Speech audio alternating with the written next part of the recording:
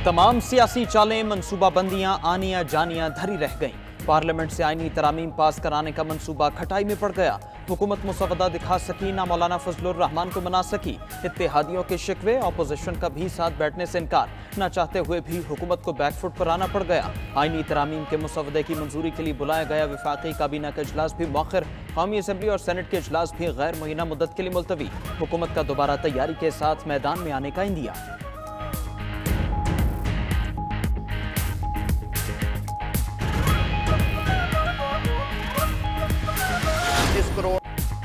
आईनी तरामीम पेश करने में नाकामी, वज़रा की वजाहतें। वज़ीर कानून आज़म नज़ीर तारड़ ने मुखालफत की वजह किसी फर्द और टाइमिंग को करार दे दिया। कहा कोई फर्द पसंद नहीं करता और मौजूदा वक्त सूट नहीं करता तो क्या अपनी ताकत किसी और की झोली में डालाएं। मुल्क की सम्त चीफ जस्टिस ने नहीं, ऐवान ने मुतय्यन करनी है। तरमीम का मुसवदा अब तक खत्मी नहीं, मुशावरत जारी है। नंबर पूरे होने के दावेदार वज़ीर दिफा ख्वाजा आसिफ भी दोबारा तरामीम के मुसवदे के लिए पुरुमीद। कहा कि चाहते हैं अब तरामीम उस वक्त पेश की जाएं जब नंबर पूरे हों, इत्तफाक राय हो, सियासी जुमातें ऑन बोर्ड हों। एतराज़ात पर बातचीत भी जरूरी करार दे दी। कहा कि जो कुछ सामने आया है वो सिर्फ वर्किंग पेपर था। मुसवदा तब सामने आएगा जब काबीना मंजूरी देगी। आइन का हुलिया कहीं कहीं बिगड़ा हुआ है, दुरुस्त करना होगा। तरामीम से कोई सियासी मुफाद वाबस्ता नहीं। सेनेटर इरफान सदीकी ने आईनी तरामीम आने में हफ्ता 10 दिन लगने का इम्कान जाहिर कर दिया। कहा कि पार्लियामेंट से तरमीम मंजूर ना होना हुकूमत की नाकामी नहीं, तरामीम ना भी आए तो कोई कयामत नहीं आएगी। मुसवदे में कुछ नुकात पर इत्तफाक का मसला है। रात की तारीकी में चोरी की तरह दाखिली करती हुई ये अमेंडमेंट पास करने होती है। अदलिया को अंडरमाइन किया जा रहा है। पार्लियामेंट को, मेरे ख्याल में पार्लियामेंट अपनी वक्त खो चुकी है। ये कानून साजी होती है, ये कानून साजी के नाम पे इस पार्लियामेंट के चेहरे पे बदतरीन धब्बा है। ऑपोजिशन ने हुकूमत को नाकाम करार दे दिया। पीटीआई रहनुमा असद कैसर ने ऐसी कानून साजी से मौत बेहतर करार दे दी। कौमी असम्बली में खिताब के दौरान कहा इसे कानून साजी नहीं चोरी कहते हैं। तरामीम आइन का हुलिया बिगाड़ने की कोशिश थी। आर्टिकल 8 में तरमीम से हुकूक सल्ब करने की कोशिश की गई। बिलावल ने तो जमहूरियत का ही जनाजा निकालने की कोशिश की। वज़ीर कानून और हुकूमती नुमाइंदे ही मुसवदे से लाइल थे तो मुसवदा आया कहाँ से। मामला फहमी पर मौलाना और महमूद अचकज़ई की तारीफ। बैरिस्टर गौहर बोले जो मुसवदा लीक हुआ कोई इससे मुत्तफिक नहीं, इसका मतलब है जब चाहें जजेस का तबादला कर दें। ऑपोजिशन लीडर उमर अयूब बोले ये लोग खतरनाक तरामीम करना चाह रहे हैं। कनपटी पर पिस्तौल रखकर तरामीम नहीं हो सकती।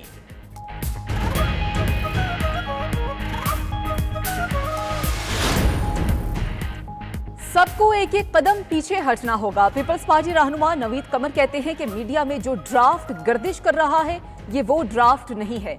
बहुत सी चीजों पर पीपल्स पार्टी को भी एतराजात हैं, लेकिन सियासत का चश्मा उतारना होगा। आईनी तरामीम किसी की फतह या शिकस्त नहीं। अगले चीफ जस्टिस मंसूर अली शाह का एहतराम है।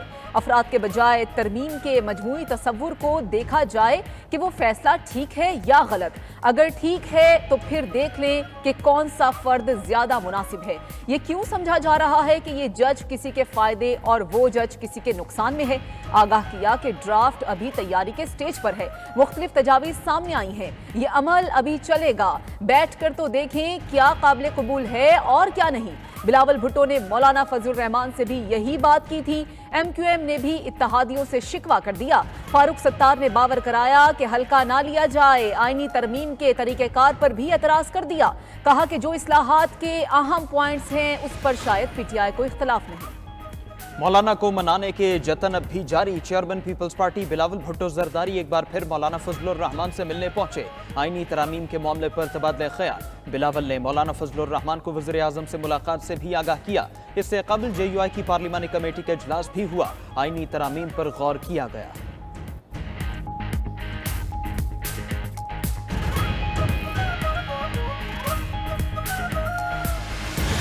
ये हुकूमत की आप क्या समझते हैं? तरामीम जो हो नहीं सकी, इतना 2 दिन हलचल रही है और फिर क्या होगा? ना अहल और निकम्मों से आप यही एक्सपेक्ट कर सकते हैं। सेनेटर फैसल वाउडा ने विफाकी हुकूमत को नाअहल और निकम्मा करार दे दिया। सहाफियों से गुफ्तगू में कहा कि उनसे यही उम्मीद की जा सकती थी। हुकूमती अराकीन छुप छुपा कर निकल रही हैं। सियासत के चैंपियन बन रहे थे, उनसे खुद ही पूछ लें क्यों नाकाम हुए। कहा जल्द बता देंगे कि हुकूमत बिल क्यों नहीं पेश कर सकी।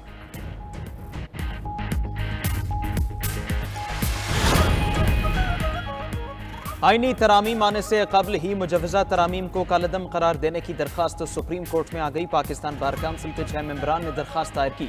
विफाक चारों सूबों, कौमी असम्बली, सेनेट और दीगर को फरीक बनाया गया। मुजवजा आईनी तरामीम को इख्तियारात की तकसीम और अदलिया की आज़ादी के खिलाफ करार दिया जाए। विफाकी हुकूमत को आईनी तरामीम से रोका जाए। दरखास्त में इस्तदा सुप्रीम कोर्ट के बाहर वकला का एहतजाज, आईनी तरमीम के खिलाफ नारेबाजी। हामिद खान और शुएब शाही ने एहतजाज की क़यादत की। हामिद खान ने कहा कि एहतजाज वकला इनफरादी तौर पर कर रहे हैं, किसी सियासी जमात से ताल्लुक नहीं।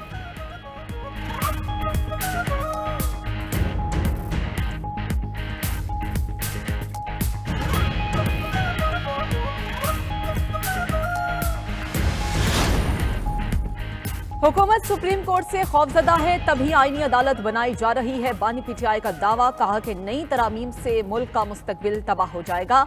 इलेक्शन फ्रॉड छुपाने के लिए ये सब कुछ किया जा रहा है। ये जरे हुए हैं, अगर इलेक्शन खुल गया तो सब कुछ रिवर्स हो जाएगा।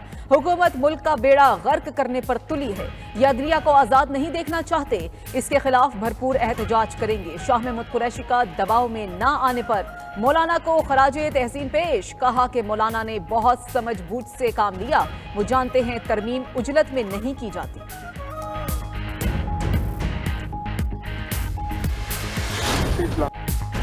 गहरा राज बना आईनी तरमीम का मुसवदा 92 न्यूज सामने ले आया। 54 शिकों पर मुश्तमिल मुजवजा तरमीम को 26वीं आईनी तरमीम का नाम दिया गया। विफाकी आईनी अदालत के नाम से नई अदालत कायम करने की तजवीज़। हाईकोर्ट और सुप्रीम कोर्ट के इख्तियारात कम करने का प्लान था। विफाकी आईनी अदालत के अहकामात तमाम दीगर अदालतों पर लागू करने की तजवीज़। सरबराह का पाकिस्तानी होना लाजिम। हल्फ का इख्तियार सदर को सौंपा गया। तकर्री सदर वज़ीर आज़म की तजवीज़ से होगी। नई अदालत में चारों सूबों की नुमाइंदगी की तजवीज़। नई अदालत विफाक और सूबों के माबैन तनाज़ा भी सुनेगी। किसी सियासी जमात पर पाबंदी का हतमी इख्तियार नई आईनी अदालत को देने की भी तजवीज़। इलेक्शन कमीशन से मुतालिक आर्टिकल 215 में नई शिक शामिल सिफारिश। आर्टिकल 63 में भी तरमीम तजवीज़। पार्लिमानी पार्टी की हिदायत के खिलाफ जाने पर भी वोट शुमार होगा। फ्लोर क्रॉसिंग पर रुकन के खिलाफ अदालत सवाल नहीं उठा सकती। चीफ जस्टिस की मुशावरत से सदर हाईकोर्ट जजेस का तबादला कर सकेंगे। किसी भी सोर्स रिपोर्ट पर सुप्रीम जुडिशल काउंसिल किसी भी जज को ओहदे से हटा सकती है। सो मोटो लेने का इख्तियार वापस लेने की भी तजवीज़।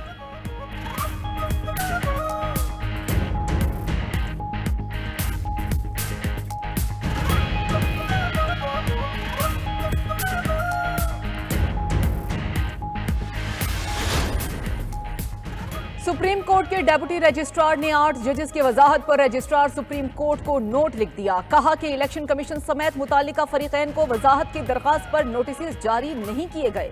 सुप्रीम कोर्ट की वजाहत पर इलेक्शन कमीशन का मुशावरती इजलास भी हुआ। जराए के मुताबिक इजलास में सुप्रीम कोर्ट के फैसले पर अमल दरामद से मुतालिक कोई फैसला न हो सका। इलेक्शन कमीशन ने बुध के रोज दोबारा इजलास तलब कर लिया।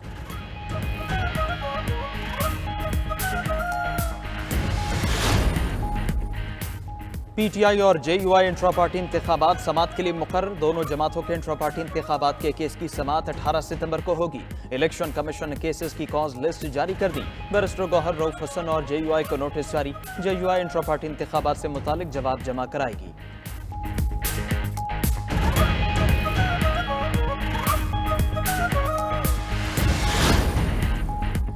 पीटीआई की लाहौर में पावर शो की तैयारी। 21 सितंबर को मीनार पाकिस्तान पर जलसे के लिए एनओसी मांग लिया।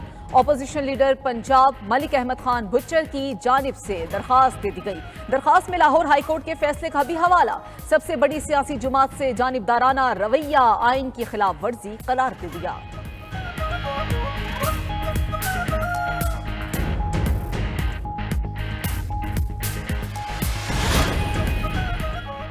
गिरफ्तार पीटीआई एमएनए जमानत की मंजूरी के बाद रिहा। पार्लियामेंट लॉजेस की सब जेल का स्टेटस भी खत्म कर दिया गया। इस्लामाबाद की इंसदाद दहशतगर्दी अदालत ने एमएनए की रिहाई का हुक्म दिया। 30-30 हजार रुपए मुचलकों के एवज जमानतें मंजूर की गई। जज अबुल हसनात मोहम्मद जुल्करनैन ने इस्तिफसार किया। शरफ अल मरवत, अहमद चट्ठा और दीगर एमएनए से कुछ बरामद हुआ। प्रोसिक्यूटर राजा नवीद ने जवाब दिया, कुछ बरामद नहीं हुआ। अदालत ने दलाल के बाद जमानत की दरखास्त मंजूर की।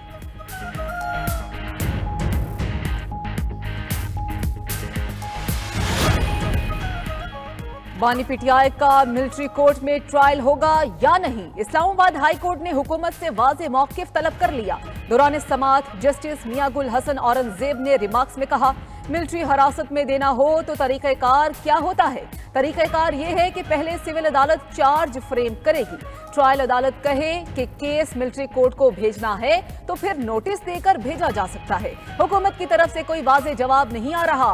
आपको वक्त देता हूं, हिदायत लेकर आ जाएं। जस्टिस गुल हसन का एडिशनल अटॉर्नी जनरल से मुकालमा। वजारत दिफा ने मौक़िफ़ देने के लिए वक्त मांग लिया। समाअत 24 सितंबर तक मुलतवी। तोशाखाना 2 रेफरेंस का FIA कवानीन के तहत ट्रायल शुरू। स्पेशल जज सेंट्रल शाहरुख अर्जुमंद की अडियाला में पहली समाअत। अदालत की तफ्तीशी अफसर को आइंदा समाअत पर रिपोर्ट पेश करने की हिदायत। FIA प्रोसिक्यूटर ने इस्तदा की कि नैब तरामीम के बाद ये पहला केस ट्रांसफर हुआ है। केस को FIA कवानीन के तहत देखना जरूरी है। 190 मिलियन पाउंड केस में बानी PTI और बुशरा बीबी ने दरखास्त बरियत मुस्तरद करने का फैसला चैलेंज कर दिया।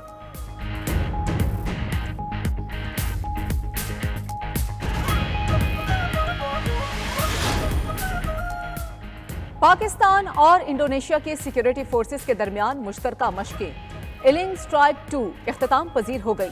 ISPR के मुताबिक हफ्त रोज़ा मशकों का इख्तिताम नेशनल काउंटर टेररिज्म सेंटर पब्बी में हुआ।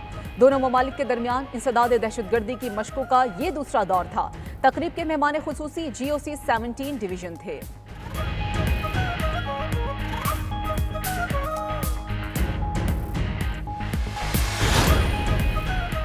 हुक्मरानी ऐशो इशरत नहीं, जवाबदही का बोझ है। वजीर आला पंजाब मरियम नवाज कहती हैं कि उनके पास 15 करोड़ लोगों का सूबा है।